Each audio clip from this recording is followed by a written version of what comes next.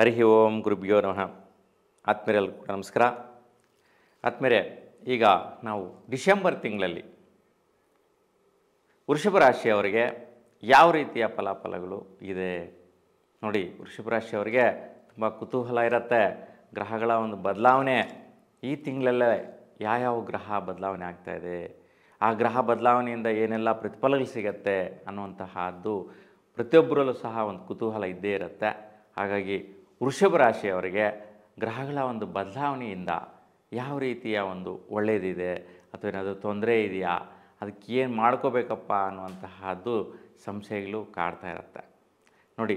ಈ ಒಂದು ಡಿಸೆಂಬರ್ ತಿಂಗಳಲ್ಲಿ ಸೂರ್ಯ 15ನೇ ತಾರೀಕಿಗೆ ವೃಶ್ಚಿಕ ರಾಶಿಯಿಂದ ಧನುಸ್ಸು ರಾಶಿಗೆ ಪ್ರವೇಶ ಮಾಡ್ತಾನೆ. ಹಾಗಾಗಿ ಧನುರ್ಮಾಸ ಪ್ರಾರಂಭ ಆಗುತ್ತೆ. 15ರ ನಂತರ ಅದರಿಂದ ಏನು ಫಲ ಬರುತ್ತೆ ಅಂತ ನೋಡೋಣ. ಶುಕ್ರ ಧನುಸ್ಸು ರಾಶಿಯಿಂದ ಮಕರ ರಾಶಿಗೆ 2ನೇ ತಾರೀಕಿಗೆ ಪ್ರವೇಶ ಮಾಡ್ತಾನೆ ನೋಡಿ. ಮಕರ ರಾಶಿಯಲ್ಲೇ 2ನೇ ತಾರೀಕಲ್ಲಿ ಪ್ರಾರಂಭ ಆಗಿ 28ನೇ ತಾರೀಕುವರೆಗೂ ಮಕರ ರಾಶಿಯಲ್ಲೇ ಇರ್ತಾನೆ. 28ರ ನಂತರ ಕುಂಭರಾಶಿ ಪ್ರವೇಶ ಮಾಡ್ತಾನೆ ನೋಡಿ. ಇಲ್ಲಿ ಶುಕ್ರ ಬದಲಾವಣೆ ಒಂದೇ ತಿಂಗಳಲ್ಲಿ, ಡಿಸೆಂಬರ್ ತಿಂಗಳಲ್ಲಿ 2 ಮನೆಗಳಲ್ಲಿ ಜಂಪ್ ಮಾಡ್ತಾನೆ, ಚೇಂಜ್ ಆಗ್ತಾನೆ, ಬದಲಾವಣೆ ಆಗ್ತಾನೆ. ಹಾಗಾಗಿ ಶುಕ್ರನ ಫಲ ಏನು ವಿಶೇಷವಾಗಿ ಕೊಡುತ್ತಪ್ಪ, ಏನು ಬದಲಾವಣೆ ಕೊಡುತ್ತೆ ಅನ್ನುವಂತಹದ್ದು ನಾವು ಗಮನಿಸಬೇಕು. ಇನ್ನು ಯಥಾಸ್ಥಿತಿ ಶನಿ ಕುಂಭರಾಶಿಯಲ್ಲಿ ಸ್ಥಿರವಾಗಿದ್ದಾನೆ. ರಾಹು ಮೀನ ರಾಶಿಯಲ್ಲಿರ್ತಕ್ಕಂತಹದ್ದು, ವೃಷಭ ರಾಶಿಯಲ್ಲಿ ಗುರು, ಕಟಕ ರಾಶಿಯಲ್ಲಿ ಕುಜ, ಕನ್ಯಾ ರಾಶಿಯಲ್ಲಿ ಕೇತು, ವೃಶ್ಚಿಕ ರಾಶಿಯಲ್ಲಿ ಬುಧ ಸ್ಥಿರವಾಗಿದ್ದಾರೆ. ಹಾಗಾಗಿ ಈ ಗ್ರಹಗಳ ಒಂದು ಫಲದಿಂದ ನಿಮ್ಮ ರಾಶಿಗೆ ಯಾವ ರೀತಿ ಬಲ ಕೊಡ್ತದೆ ಏನು ಅನ್ನುವಂಥದ್ದನ್ನು ನೋಡೋಣ ನೋಡಿ. ನಿಮ್ಮ ರಾಶಿಯವರಿಗೆ ಉತ್ತಮವಾದಂತಹ ಒಂದು ಸರ್ಕಾರಿಯ ವೃತ್ತಿಯೋಗದ ಬಲಗಳು ಬರುತ್ತೆ. ಯಾವುದೋ ಒಂದು ಸರ್ಕಾರಿ ವ್ಯವಹಾರಕ್ಕೋಸ್ಕರ ಅಪ್ಲಿಕೇಶನ್ ಹಾಕಿರ್ತೀರಾ, ಅಲ್ಲ ಪ್ರಪೋಸಲ್ ಇಟ್ಟಿರ್ತೀರಾ, ಆ ಕೆಲಸ ನಿಮ್ಮದಾಗುವಂತಹ ಸಾಧ್ಯತೆ ಇರುತ್ತೆ. ಏಕೆಂತಂದರೆ ಒಂದು ಗ್ರಹಗಳ ದೃಷ್ಟಿ ಸಂಚಾರ ನಿಮಗೆ ಈ ಒಂದು ಸಮಯದಲ್ಲಿ ಉತ್ತಮವಾಗಿದೆ. ಮತ್ತು ಮನೆ ಕಡೆ ಯಾವುದೋ ಒಂದು ಕೆಲಸ ಕಾರ್ಯದಲ್ಲಿ ಜಯಪ್ರದ ಸಾಧಿಸ್ತೀರಾ.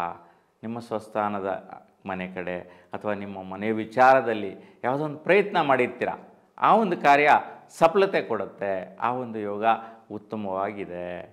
ಇನ್ನು ನಿಮ್ಮ ಪ್ರಯತ್ನ ಕಾರ್ಯಗಳಲ್ಲಿ ಸ್ವಲ್ಪ ವೈಪರೀತ್ಯಗಳು ಬರುವಂತಹದ್ದು, ಸ್ವಲ್ಪ ಯಾವುದೋ ಒಂದು ಪ್ರಯತ್ನ ವ್ಯವಹಾರ ಮಾಡೋಕ್ಕೆ ಹೋಗ್ತಾ ಇರ್ತೀರ, ಆ ವಿಚಾರದಲ್ಲಿ ಒಂದು ಕುಜಗ್ರಹ ನೀಚ ಸ್ಥಿತಿ ಸಂಚಾರದ ಎಫೆಕ್ಟಿಂದ ಸ್ವಲ್ಪ ಕಸಿವಿಸಿ ಇರುತ್ತೆ. ಮನಸ್ಸಿಗೆ ಮಾಡೋದೇ ಬೇಡವಾ, ಇವಾಗ ಯಾವುದೋ ಒಂದು ವಿಶೇಷವಾದಂತಹ ಕೆಲಸಕ್ಕೆ ಕೈ ಹಾಕ್ತಾಯಿದ್ದೀವಿ, ಅಲ್ಲ ಯಾವುದೋ ಒಂದು ಬಲವಾದಂತಹ ಒಂದು ವ್ಯವಹಾರ ಅಥವಾ ಒಂದು ಫ್ಯಾಕ್ಟ್ರಿ ಕಂಪ್ನಿ ಸ್ಟಾರ್ಟ್ ಮಾಡಬೇಕು ಅಂತಿದ್ದೀರಾ, ಈ ವ್ಯವಹಾರದಲ್ಲಿ ಸ್ವಲ್ಪ ದುಗುಡ ಬರುವಂತಹದ್ದು ಮತ್ತು ಅಣ್ಣ ತಮ್ಮಂದರ ಮಧ್ಯೆ ಸ್ವಲ್ಪ ವೈರಾಗ್ಯ ವೈಷಮ್ಯಗಳು ಬರುವಂತಹದ್ದು, ಮನಸ್ತಾಪಗಳು ಬರುವಂತಹ ಸಾಧ್ಯತೆ ಜಾಸ್ತಿ ಇರುತ್ತೆ. ಅದಕ್ಕೇನು ಪರಿಹಾರ ಅಂತ ನಾನು ತಿಳಿಸ್ತೀನಿ ಕೊನೆಯ ಬಾರಿ. ಹಾಗಾಗಿ ಆ ಒಂದು ವೈಪರೀತ್ಯ ಬರುವಂತಹದ್ದು ಮತ್ತು ದಂಪತಿಗಳ ಮಧ್ಯೆ ಯಾವುದೋ ಒಂದು ವಿಚಾರವಾಗಿ ಒಂದು ಸ್ವಲ್ಪ ಕಸಿವಿಸಿ ಬರುವಂತಹದ್ದು, ತಳಮಳ ಉಂಟಾಗುವಂತಹ ಸಾಧ್ಯತೆ ಬರುವಂತಹದ್ದು ಇರುತ್ತೆ. ಮತ್ತು ಸ್ವಲ್ಪ ಖರ್ಚಿನ ವಿಚಾರದಲ್ಲಿ ಅಯ್ಯೋ ಏನಕ್ಕೆ ಮಾಡಿದ್ನಪ್ಪ ಈ ಖರ್ಚು, ವೃಧಾ ಖರ್ಚಾಗೋಯ್ತು, ವೇಸ್ಟ್ ಆಗೋಯ್ತು, ಇದಕ್ಕೆ ಖರ್ಚು ಮಾಡಿದರೆ ಇದ್ದಿದ್ದರೆ ನಮಗೇನಕ್ಕಾದರೂ ಆಗ್ತಾಯಿತ್ತು ಅಂತೇಳ್ಬಿಟ್ಟು ಯೋಚನೆ ಮಾಡುವಂತಹ ಸ್ಥಿತಿ ಬರೋ ಸಾಧ್ಯತೆ ಇರುತ್ತೆ. ಅದಕ್ಕೆ ಈ 3 ವೈಪರೀತ್ಯಗಳಿಗೋಸ್ಕರ ಕುಜಿನ ಒಂದು ಪರಿಹಾರ ಮಾಡ್ಕೋಬೇಕಾಗಿರುತ್ತೆ. ಆ ಪರಿಹಾರ ಏನು ಅಂತೇಳಿ ನಾನು ಅಂತ್ಯದಲ್ಲಿ ತಿಳಿಸ್ತೀನಿ. ಇನ್ನು ದುಡ್ಡು ಕಾಸು ವ್ಯವಹಾರ ವಿಚಾರ ನೋಡಿದ್ರೆ ಮತ್ತು ವಿದ್ಯಾರ್ಥಿಗಳಿಗೆ ಒಳ್ಳೆಯ ರೀತಿ ಶುಭದಾಯಕ ಫಲ, ಮತ್ತು ದಂಪತಿಗಳು ಸಹ ಯಾವನೋ ಒಂದು ಸೈಟ್ ತೊಗೊಳ್ಳೋಣ, ಮನೆ ತೊಗೊಳ್ಳೋಣ ಅಂತ ಪ್ರಯತ್ನ ಮಾಡುವಂತಹದ್ದಕ್ಕೂ ಕೂಡ ಕೈ ಹಾಕ್ತಾ ಇರ್ತೀರ. ಈ ವಿಚಾರದಲ್ಲಿ ವಿದ್ಯಾರ್ಥಿಗಳಿಗೆ ಮತ್ತು ಹಣಕಾಸು ಪಡೆಯುವಂಥ ವ್ಯವಹಾರಸ್ಥರಿಗೆ ಉತ್ತಮವಾದಂಥ ಫಲ ಇದೆ. ಹೆಚ್ಚಿನ ಸ್ಥಿತಿಯಲ್ಲಿ ವೈದ್ಯಕೀಯ ಕ್ಷೇತ್ರದಲ್ಲಿರ್ತಕ್ಕಂಥವ್ರಿಗೆ ಮತ್ತು ಬಿಲ್ಡರ್ಸ್ಗೆ, ಯಾರೆಲ್ಲ ಭೂಮಿ ಮೇಲೆ ಇನ್ವೆಸ್ಟ್ಮೆಂಟ್ ಮಾಡ್ತಾ ಇರ್ತೀರಾ, ಬಿಲ್ಡಿಂಗ್ಸ್ ಕಟ್ತಾ ಇರ್ತೀರಾ, ಅಂತಹ ಅವರಿಗೆ ಬದಲಾವಣೆಯ ಕಾಲ ಅಂತೇಳಿ ಹೇಳ್ಬೋದು, ಉತ್ತಮವಾದಂತಹ ಕಾಲ ಅಂತೇಳಿ ಹೇಳ್ಬೋದು. ಅದು ಕೂಡ ಬುಧ 15ರವರೆಗೂ ವಕ್ರಸ್ಥಿತಿ ಇದ್ದಾನೆ. 15 ನಂತರ ಫಲ ಜಾಸ್ತಿ ಇರುತ್ತೆ. ಹಾಗೆ ಶ್ರೇಷ್ಠವಾದ ಫಲನ ಈ ತಿಂಗಳಲ್ಲಿ ಪಡೀತೀರಾ, ಉತ್ತಮವಾಗಿದೆ. ನಿಮ್ಮ ವೈಯಕ್ತಿಕವಾದ ದೃಢತೆ, ಒಂದು ಪ್ರಯತ್ನ, ಸ್ವಲ್ಪ ಆರೋಗ್ಯ ವಿಚಾರದಲ್ಲಿ ಸ್ವಲ್ಪ ಥ್ರೋಟ್ ರಿಲೇಟೆಡ್ ಸಮಸ್ಯೆ ಬರುವಂತಹದ್ದು, ಮತ್ತು ಆದಾಯ ವಿಚಾರದಲ್ಲಿ ನಿಮ್ಗೆ ಖಂಡಿತವಾಗಿಯೂ ಬಂದೇ ಬರುತ್ತೆ ಆದಾಯಗಳು ಅನ್ನುವಂತಹ ಒಂದು ದೃಢವಾದಂತಹ ಒಂದು ನಿಲುವು ನಿಮ್ಮದಾಗಿರುತ್ತೆ. ಆ ವಿಚಾರದಲ್ಲಿಯೂ ಕೂಡ ನೀವು ಉತ್ತಮವಾದಂತಹ ಫಲನ ಪಡೆಯುವಂತಹ ಯೋಗ ನಿಮಗೆ ಸಿಗತ್ತೆ. ಇನ್ನು ನಿಮಗೆ ಸ್ವಲ್ಪ ಆರೋಗ್ಯ ಸ್ಥಿತಿಯಲ್ಲಿ ENT ಸಮಸ್ಯೆಗಳು ಬಂದು ಹೋಗ್ತಾ ಇತ್ತು, ಅದು 2ನೇ ತಾರೀಕಿಂದ ಬದಲಾವಣೆ ಆಗುತ್ತೆ. ಭಾಗ್ಯ ಪ್ರಾಪ್ತಿ ಯೋಗ ಸಿಗತ್ತೆ ನೋಡಿ. 2ರಿಂದ 28ರವರೆಗೂ ಶುಕ್ರನ ಬಲ ಪ್ರಾಪ್ತಿಯಿಂದ ಭಾಗ್ಯದಲ್ಲಿ ವಿಶೇಷವಾದಂತಹ ಬಲ ಬರುತ್ತೆ. ಏನೋ ಒಂದು ಉತ್ತಮವಾದಂತಹ ಒಂದು ಮನಸ್ಥಿತಿ, ಉತ್ತಮವಾದಂಥ ಕೆಲಸಕ್ಕೆ ಕೈ ಹಾಕ್ತೀರಾ ಮತ್ತು ಯಾವುದೋ ಒಂದು ನಿರ್ಣಯ ಮಾಡ್ಕೊತೀರ, ಈ ಒಂದು ತಿಂಗಳಲ್ಲಿ ಏನೋ ಒಂದು ಸಾಧನೆ ಮಾಡಬೇಕಪ್ಪ ಅಂತ. ಆ ಒಂದು ಸಾಧನೆ ಮಾಡೋದಕ್ಕೆ ಅವಕಾಶ ಸಿಗುವಂತಹದ್ದಿದೆ, ಅದು ಶುಕ್ರಬಲದಿಂದ. ಅದಕ್ಕೆ ಆ ಯೋಗ ನಿಮಗೆ ಸಿಗತ್ತೆ, ತೊಂದರೆ ಇಲ್ಲ. ಆ ಒಂದು ಪ್ರಯತ್ನ ಕೂಡ ಮಾಡ್ಬೋದು. ಮತ್ತು ಆ ಒಂದು ಭಾಗ್ಯ ಪ್ರಾಪ್ತಿ 28ರ ನಂತರ ವೃತ್ತಿಯಲ್ಲಿ ಬಲ ಕೊಡುವಂಥ ಸ್ಥಿತಿಗೆ ಹೋಗುತ್ತೆ. ಏಕೆಂತಂದರೆ ಶುಕ್ರ ಶನಿ ಜೊತೆ ಯತಿಯಾಗ್ತಾನೆ 28ರ ನಂತರ.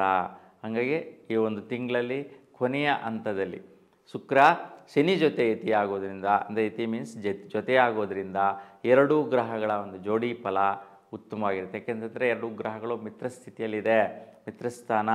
ಅದಕ್ಕೆ ಮಿತ್ರ ಫಲಗಳು ಅಂದರೆ ಸ್ನೇಹಿತರು ಯಾವ ರೀತಿ ಸಪೋರ್ಟ್ ಮಾಡೋಕ್ಕೆ ಬರ್ತಾರೆ, ಹೆಲ್ಪ್ ಮಾಡೋಕ್ಕೆ ಒಂದು ಆತ್ಮೀಯವಾಗಿರ್ತಾರೆ. ಆ ಒಂದು ಸ್ಥಿತಿಯಲ್ಲಿ ನಿಮಗೆ ವೃತ್ತಿಯಲ್ಲಿ ಬಲ ಬರುವಂತಹದ್ದು 28ರ ನಂತರ. ಅಂದರೆ ಮುಂದೆ ಜನವರಿಯಲ್ಲಿ ಕೂಡ ಈ ಒಂದು ಬಲ ಮುಂದುವರಿಯುತ್ತೆ. ಹಾಗಾಗಿ ಉತ್ತಮವಾಗಿದೆ. ಇನ್ನು ಒಂದು ವೃತ್ತಿಯಲ್ಲಿ ಈಗ ಹೇಳ್ದಂಗೆ ಸ್ಥಿರತ್ವ ಇದೆ, ಬಲ ಇದೆ, ತೊಂದರೆ ಇಲ್ಲ. ಇನ್ನು ಆದಾಯ ವಿಚಾರಗಳು ನೋಡಿದ್ರೆ ಸ್ವಲ್ಪ ಬರುವ ಆದಾಯಗಳು ನಿಧಾನ ಆಗ್ತಾಯಿದೆ, ಲೇಟ್ ಆಗ್ತಾಯಿದೆ. ಅದಕ್ಕೋಸ್ಕರ ಸ್ವಲ್ಪ ರಾಹುಗ್ರಹ ಪ್ರಭಾವ, ಅದಕ್ಕೆ ಪರಿಹಾರ ಏನು ಅಂತ ನಾನು ತಿಳಿಸ್ತೀನಿ. ಅವನ ಪರಿಹಾರ ಮಾಡಿದ್ರೆ ಬರುವ ಆದಾಯಗಳು ಸಕಾಲಕ್ಕೆ ಬಂದು ನಿಮ್ಮನ್ನು ತಲುಪುವಂತಹದ್ದು, ಲೇಟ್ ಆಗದಿರ, ನಿಧಾನ ಆಗದಿರ, ಬೇಗ ಸೆಟ್ಲ್ಮೆಂಟ್ ಆಗಿಬಿಟ್ಟು ಅನುಕೂಲ ಆಗುವಂಥ ಸ್ಥಿತಿ ನಿಮ್ಮದಾಗಿರುತ್ತೆ. ಇನ್ನು ಸ್ವಲ್ಪ ವಿದ್ಯಾರ್ಥಿ ಮಿತ್ರಗಳು ಸ್ವಲ್ಪ ಒತ್ತಡಗಳು ಬರುವಂತಹದ್ದು, ಟೆನ್ಷನ್ ಬರುವಂತಹದ್ದಿರುತ್ತೆ. ಮತ್ತು ಯಾವುದೇ ಒಂದು ಟ್ರಿಪ್ಪುಗಳಿಗೆ ಹೋಗಬೇಡಿ ಈ ಸಂದರ್ಭದಲ್ಲಿ. ಏಕೆಂತಂದರೆ ಈಗ ಧನುರ್ಮಾಸ ವಿಪರೀತವಾದಂತಹ ಮಂಜು ಬರುವಂತಹದ್ದು, ಮತ್ತು ವಿಪರೀತವಾದಂತಹ ಮಳೆಗಳು ಬಂದು ಎಲ್ಲಿ ಬೇಕಾದರೂ ನೀರಿರುತ್ತೆ. ವಿದ್ಯಾರ್ಥಿಗಳಿಗೆ ಒಂದು ಎಚ್ಚರವಾದಂಥ ವಿಚಾರ ಯಾಕಪ್ಪ ಅಂತಂತಂದರೆ ನೋಡಿ, ಕೇತು ಸಂಚಾರದ ಎಫೆಕ್ಟಿಂದ ಬಹಳಷ್ಟು ಜನ ವಿದ್ಯಾರ್ಥಿಗಳಾಗಿರ್ಬೋದು ಅಥವಾ ವೃಷಭ ರಾಶಿಯಲ್ಲಿರ್ತಕ್ಕಂಥವ್ರು, ವಿದ್ಯಾರ್ಥಿಗಳೇ ಅಂತಲಲ್ಲ ಬೇರೆಯವರು ಕೂಡ ಅಷ್ಟೇ, ಟ್ರಿಪ್ಪುಗಳು ಹೋದಾಗ ನೀರಲ್ಲಿ ಇಳಿಯೋದು, ಅಲ್ಲೇನಾದರೂ ಪಾಚಿ ಕೆಟ್ಟಿ ಜಾರಿ ಬಿದ್ದು ತಗುಲಿಸ್ಕೊಳ್ಳುವಂತಹದ್ದು ಅಥವಾ ನೀರಲ್ಲಿ ಹೊಡ್ಕೊಂಡು ಹೋಗುವಂಥ ಸ್ಥಿತಿ, ಅದರಿಂದ ಆಘಾತಗಳಾಗುವಂಥ ಸಾಧ್ಯತೆ ಜಾಸ್ತಿ ಇರುತ್ತೆ. ಅದಕ್ಕೋಸ್ಕರ ಮಹಾಗಣಪತಿಯ ದರ್ಶನ ಮಾಡಿ ಈ ಒಂದು ಎಚ್ಚರಿಕೆಯನ್ನು ನೀವು ಗಮನಿಸೋದ್ರಿಂದ ಈ ಒಂದು ವೈಪರೀತ್ಯಗಳು ಬರೋದಿಲ್ಲ. ಹಾಗೆ ಒಟ್ಟಾರೆಯಾಗಿ ನಿಮಗೆ ಶುಭಫಲಗಳಿದೆ. ಆಗಲೇ ಹೇಳಿದೆ ನಾನು, ಕುಜಗ್ರಹಕ್ಕೆ ಸ್ವಲ್ಪ ಪರಿಹಾರ ಅಂತ ಹೇಳ್ಬಿಟ್ಟು ಕೆಂಪು ಹೂವಿನ ಅಷ್ಟೋತ್ತರನ ಸುಬ್ರಹ್ಮಣ್ಯ ಸ್ವಾಮಿ ಹತ್ರ ಮಾಡಿಸ್ಕೊಳ್ಳಿ.